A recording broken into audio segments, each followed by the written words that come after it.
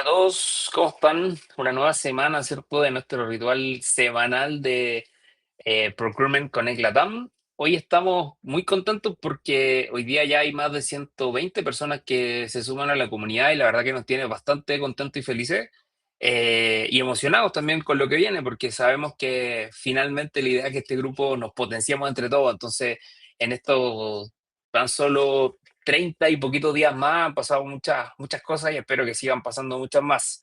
Así que nada, feliz de, como les decía, estar en esta nueva semana de ritual semanal, todos los miércoles a las 19 horas Chile, Argentina, a las 5 de la tarde Perú, Colombia y a las 4 de la tarde México. Hoy día tenemos un invitado que ya ha pasado por esta sesión y lo conocemos muy de cerca, es nuestro querido Juan Carlos Chacón.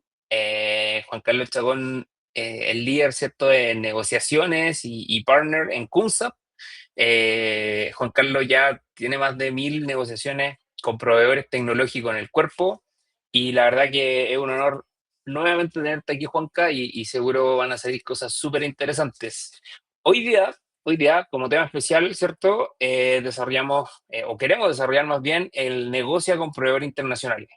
Entonces conversaremos varios tips, ¿cierto? Prácticas, aprendizajes reales de que Juanca tiene ahí como experiencia, ¿cierto? Y estrategias clave para poder negociar mejor con proveedores internacionales, como dice su nombre. Así que sean todos bienvenidos. Juanca, un gusto tenerte nuevamente con nosotros. Igualmente, Pancho. Me gusta. Gracias. Súper, buenísimo. Bueno, empecemos de lleno, ya que tenemos solo media hora. Entonces, primero, muchas gracias a los que se sumaron, los que están escuchando. Y en segundo lugar, ¿cómo ves? O sea, tratemos de irnos súper atrás en el problema y más bien como explicándole, ¿cierto?, a nuestra audiencia cuál es la diferencia entre negociar, ¿cierto?, como con proveedores locales o proveedores internacionales y por qué es tan importante y hoy día en la globalización, digamos, que tenemos como actualmente, ¿cierto? Y que básicamente esto se maneja, digamos, con proveedores internacionales. Entonces, ¿cuál es la diferencia, Juanca, y cómo lo ves tú como con este trabajo que has hecho durante todos estos años en negociando? Vale. Bueno, yo creo que hay muchas diferencias realmente, pero si nos enfocamos en la principal diferencia que hay cuando nosotros desde local llegamos a conversar con un proveedor internacional, es, o lo que yo veo en mis contrapartes de los clientes cuando llegamos a una conversación con un proveedor internacional, es la duda de información o la falta de información. Eh, Pasa que, por ejemplo, acá en Latam, nosotros tendemos a ser como súper respetuosos y estar como siempre pensando que la contraparte nos va a ayudar y tenemos miedo de preguntar y llegamos con poca información a la conversación como tal. Y los proveedores internacionales no son así, son más al clavo, como es blanco, es negro, es azul, es amarillo, es 10 o es 20 y qué es lo que necesitas y dime números exactos y ya. Y pasa mucho Ajá, que llegamos a conversar con un proveedor internacional y mi contraparte o la persona que estamos nosotros asesorando en ese momento no tiene idea de que tiene que ser así, ¿no? Piensa más bien que va a ser una conversación fluida con un amigo como pasa acá en Latam. perfecto. Juanca, y hay una duda. ¿Te refieres principalmente a proveedores, por ejemplo, de Estados Unidos, de Europa puntualmente, en alguna región en particular, o en general tienes esa sensación? Sí, sí, sí, más allá de la localización de la persona como tal, es de la empresa, ¿no? Me refiero como empresas americanas, empresas europeas, porque claro, obviamente alguien que está en la India, un poco más desordenado que nosotros, pero al final como se rige bajo la estructura de la empresa para la que trabaja, pues también está trabajando bajo la misma manera, ¿no? Claro, perfecto. Oye, Juanca, digamos, hablando un poco en la vereda del frente, más allá de las relaciones, ¿cierto? Y cómo puedan ser esta predisposición del latino a poder negociar quizás con un europeo o una persona de Estados Unidos. Pasamos a la vereda un poco de los precios. No sé si te ha tocado como para nuestros clientes, ¿cierto? O parte, digamos, de los negocios que has llevado y negociaciones que tienen en el cuerpo. No sé si el precio, ¿cierto? No sé si te ha tocado como, eh, al estar la mayoría, digamos, estandarizados, no sé si en tu experiencia, cuando nos ha tocado trabajar con contraparte interna, si es que esta contraparte interna como tiene, o sea, como que tiene miedo el poder negociar un poco el precio pensando en que suele, ¿cierto?, el software estar un poco más estandarizado. Sí, sí, por supuesto. O sea, aquí lo que pasa es que hay una diferencia principal entre el precio estandarizado, que lo tienen todas las empresas, y el costo, ¿no? Que es diferente una cosa de la otra. Porque al final el costo, o lo veo, lo defino yo, es como lo que al final, el monto total, lo que te va a salir operar ese software internamente.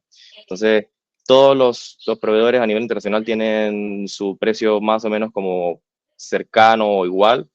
eh, y ha venido cambiando un montón últimamente, porque al final ese costo, ponte, un costo por licencia es un costo X, pero al final el costo real de esa licencia va a ser en base a cómo lo va a ocupar cada uno de los usuarios y qué es el provecho que va a Ok, sacar cada una de las empresas. Entonces, ahí hay un punto importante ahí que siempre cuando voy con la contraparte a conversar con el proveedor internacional, el proveedor de afuera, no se conoce eso. O sea, es como ya tengo X proveedor que es de tal parte, lo busqué, me gusta y tiene un costo de $1.000 por licencia, pero no sabe realmente todos los costos adicionales que hay, costos por consumo, si cuánto es el compromiso que debe tener con esa empresa a largo plazo, si es que te van a pedir un CAP a la renovación, etcétera, ¿no? ok. Entonces, sí, Sí, en ese sentido, digo, para seguir la misma línea, más allá del precio, ¿cierto? ¿Qué crees tú que podrían ser como los principales desconocimientos, pero a nivel de cláusula? O qué cosas quizás te has tocado con que nuestra contraparte interna, ¿cierto? Los clientes no saben que pueden negociar con un proveedor internacional.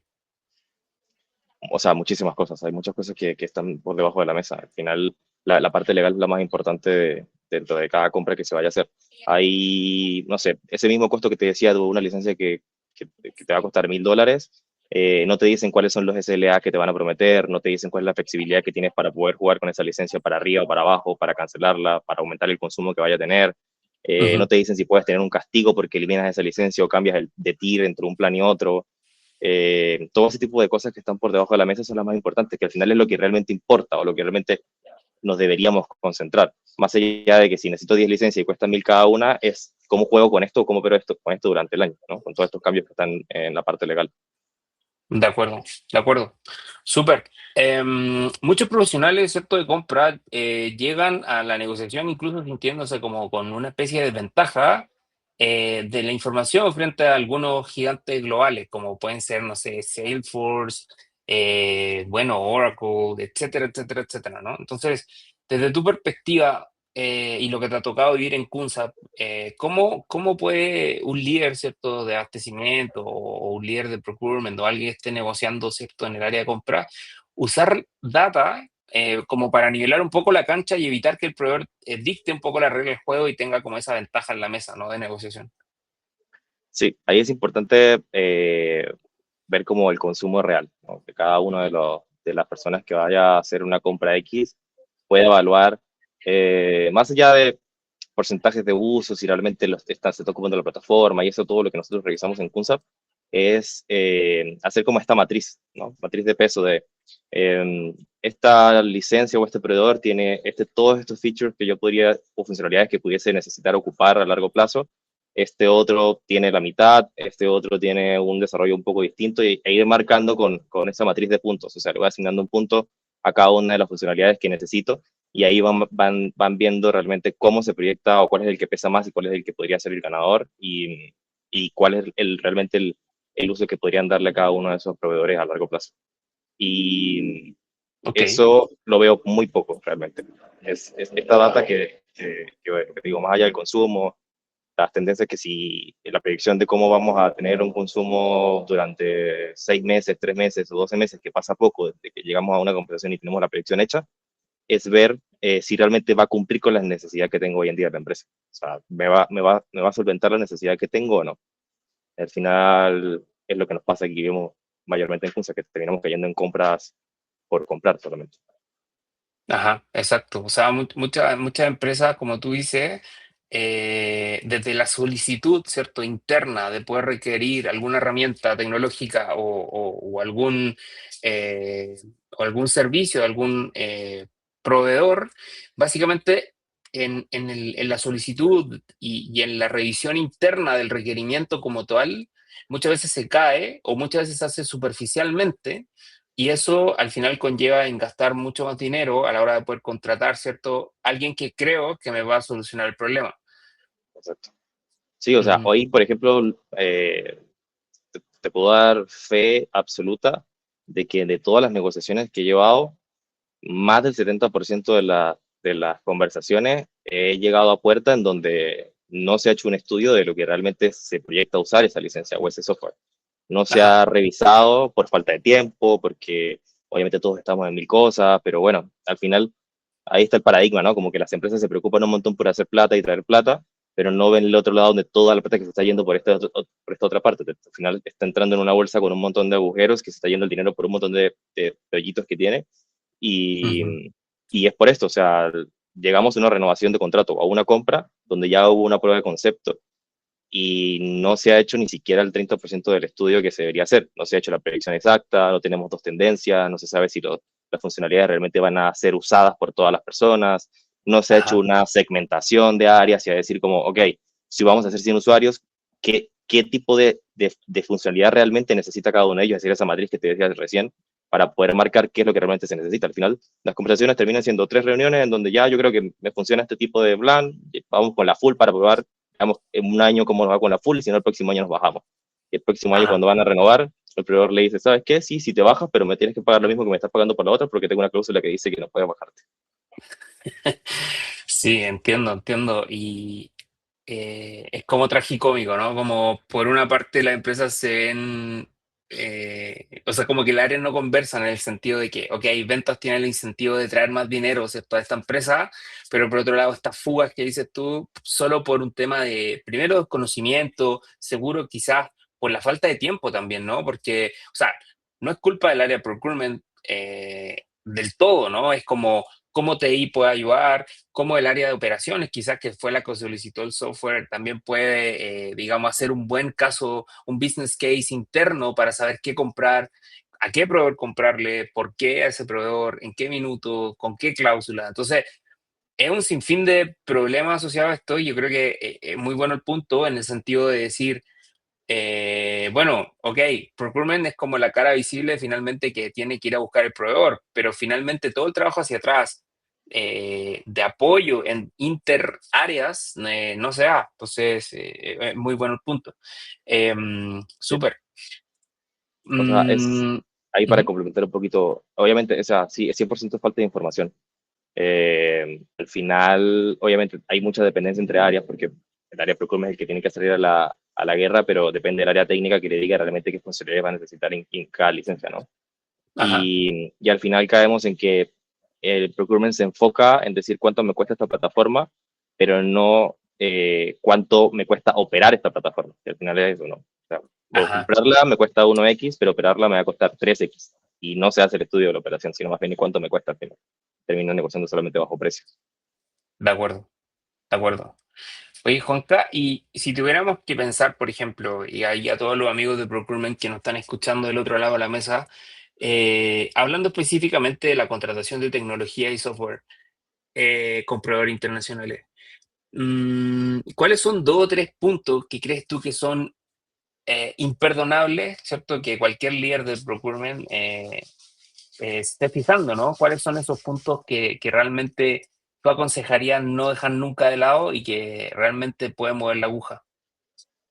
Sí, yo creo que tengo una conversación súper fresca que la tuve ayer con uno de nuestros clientes, y es que hay que ver como esta compra, porque era una compra, una adquisición de un software que estabas buscando, Ajá, hay que ver esta compra con un timeline, ¿no? Como una línea de tiempo.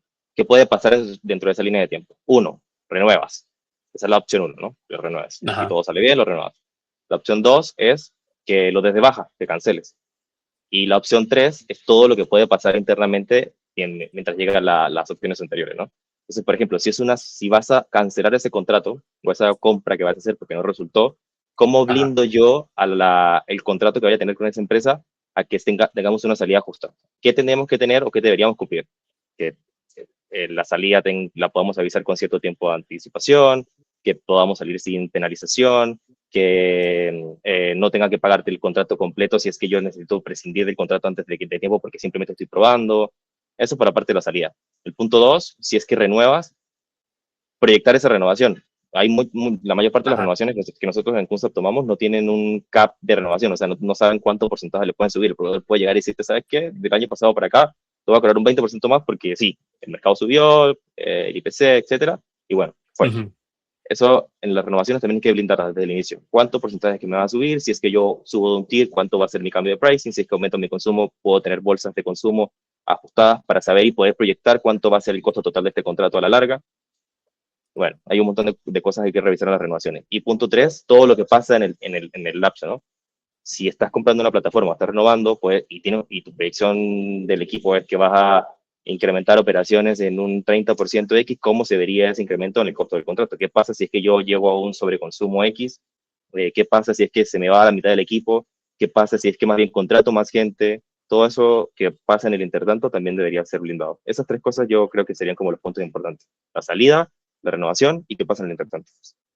Perfecto, Juanca.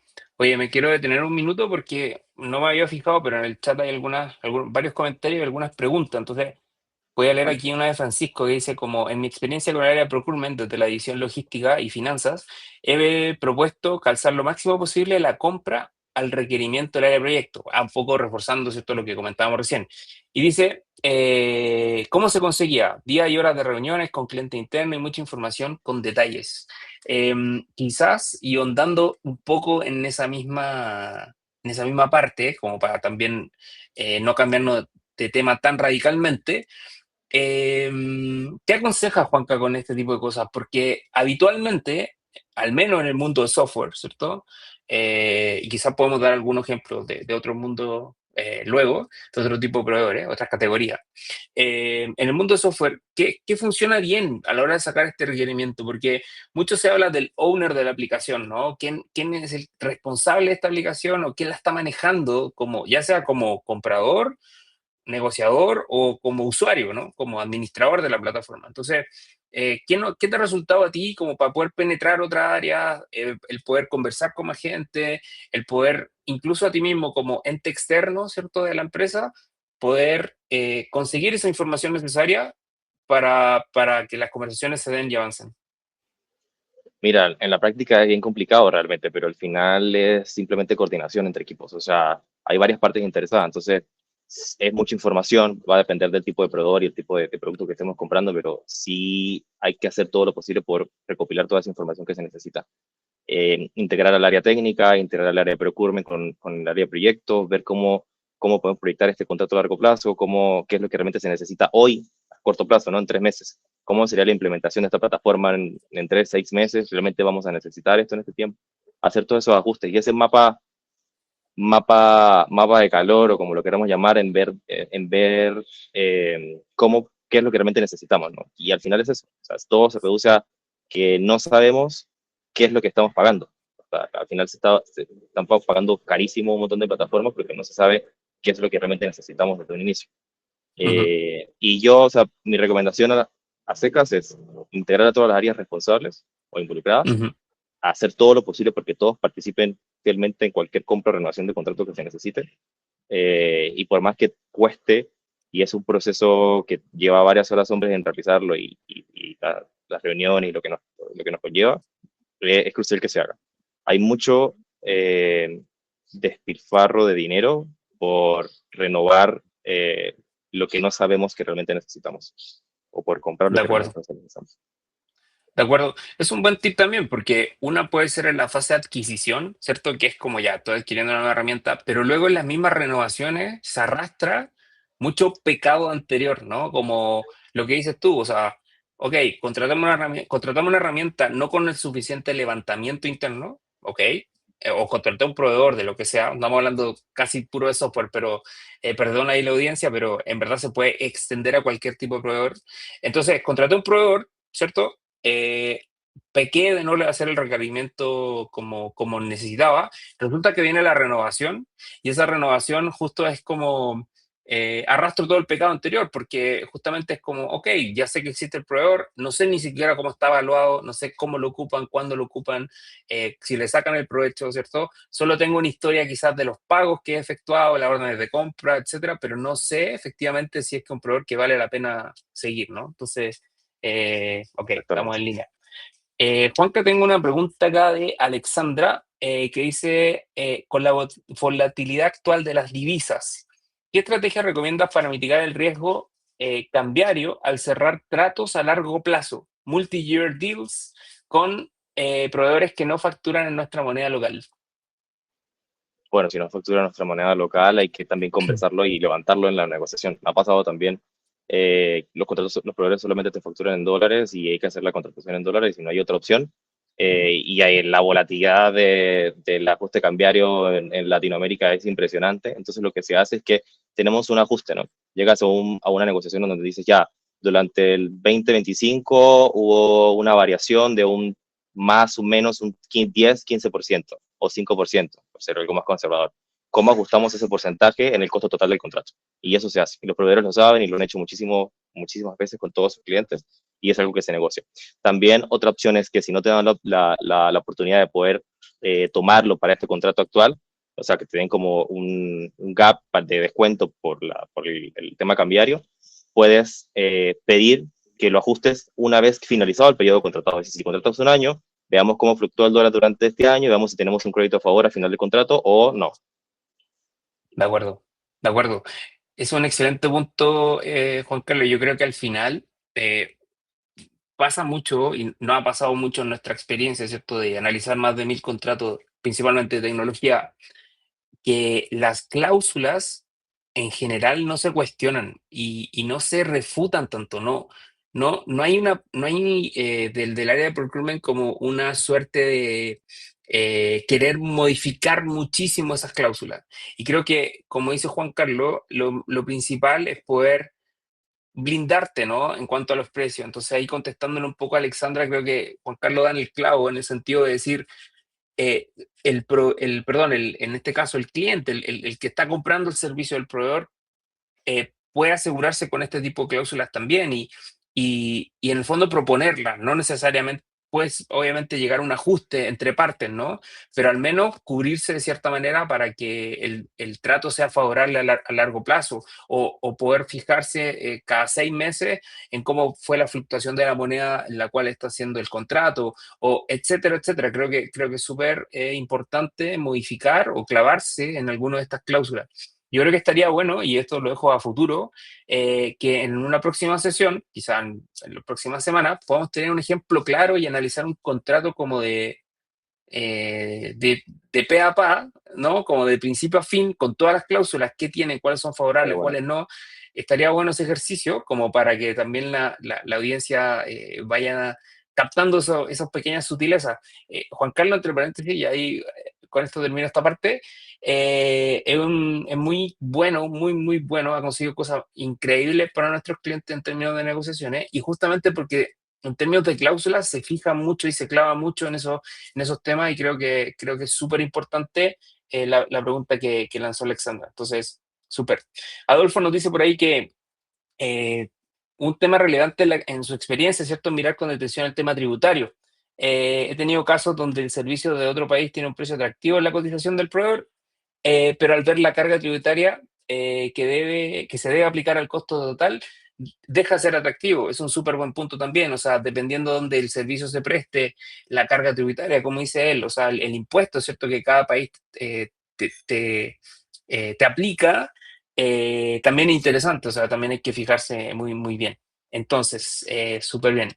Les recuerdo ahí que pueden dejar todas sus preguntas, voy a tratar de atacarlas, nos quedan solo 5 minutitos de este ritual semanal, pero si no, ahí se las contestamos por mail en la medida, obviamente, de lo posible, ¿no? ahí, Entonces, Pancho, sí, disculpa que te dale, Juanca. interrumpa, No, que por no, como favor. un dato a la persona que preguntó el tema de tributario, los proveedores Ujú. internacionales en su mayoría te dan la oportunidad también de eliminar el ítem del impuesto y después tú declararlos internamente en el país donde estás comprando, ¿no? Entonces, hay muchas empresas que no saben eso y es importante también para poder tener control. O sea, no Claro, necesariamente tienes que ajustarte al impuesto del país donde estás comprando si lo puedes declarar acá. Claro, en el caso que el proveedor tenga filiales, ¿no? Por país, tenga opciones de Claro, poder facturar exacto. localmente. Ujú, exacto. Muy bien, súper. Em, bueno, una parte importante, creo yo, y que a la larga también se vuelve muy relevante al tratar de negociar, ¿cierto? Una adquisición o una renovación del servicio, en el fondo es como, mm, si ya no poseemos, digamos, si no usamos ese software, si no lo estamos ocupando, en el fondo, ¿qué términos como de salida crees tú, Juanca, que pueden ser muy importantes a la hora de que esas cláusulas queden para prevenir este futuro no uso, ¿no? O como, más bien como de autorrenovación, etcétera. Entonces, ¿qué te fijarías tú como para poder blindarme, más allá inclusive de que se hizo un buen requerimiento, etcétera, pero como poder decir, bueno, ya no quiero ocupar este servicio, ¿cómo puedo tener una cláusula de salida limpias o lo más favorable para mi empresa? ¿En qué te fijarías? O sea, en el tiempo primero, de cuánto tiempo de anticipación tengo que avisar que no voy a dejar de usar el software, 30, 60, 90 días, Temas de de que no hay, preaviso, ¿no? claro, de un Ujú. preaviso bien amplio, lo más amplio posible.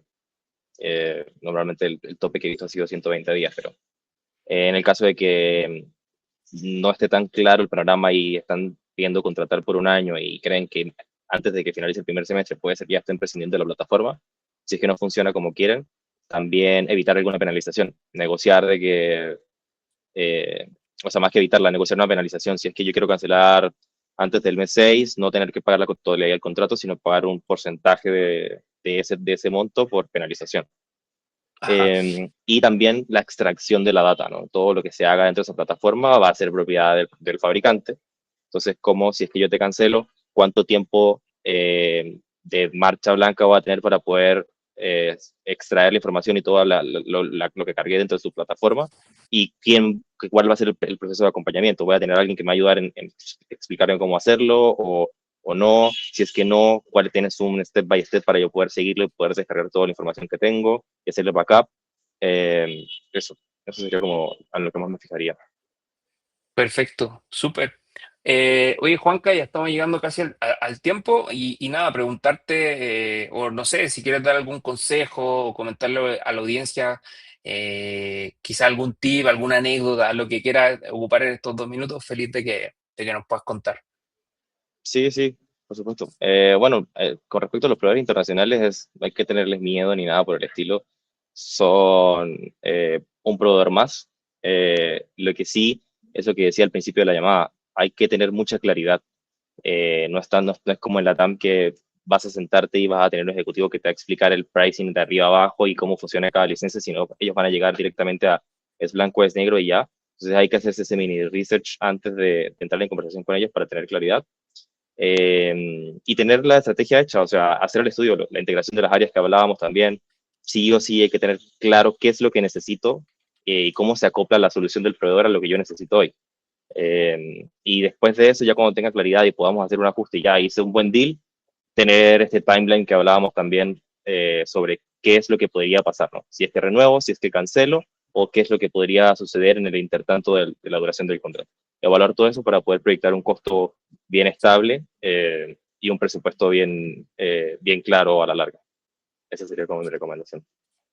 Perfecto. No, está buenísimo. Yo creo que siempre nos quedamos corto de tiempo para este tipo de cosas. Vamos a hacer, yo creo que en la próxima semana el ejercicio de poder evaluar un contrato de pe a pa, ver sus cláusulas, ver cuáles son los temas más importantes. Así que nada, muchísimas gracias, ¿cierto? A los que estuvieron aquí presentes en la audiencia. Muchas gracias a los que hicieron sus preguntas por el chat y dejaron ahí su experiencia. Creo que es valiosísimo. Y nada, como les comentaba, ya somos más de 120 la comunidad de Procurement con el LATAM y vamos a seguir aumentando, así que acuérdense que todas las semanas a esta misma hora nos estamos viendo, ¿cierto?, en este mismo canal para poder conversar de procurement, compras, adquisiciones, supply chain, etcétera, etcétera. Así que nada, les mando un abrazo. Muchas gracias, Juanca, nuevamente. Pronto tenemos de aquí de vuelta Dale, y nada, un abrazo, que tengan buena semana. feliz, que estén bien. Chao. Igual, chao, chao.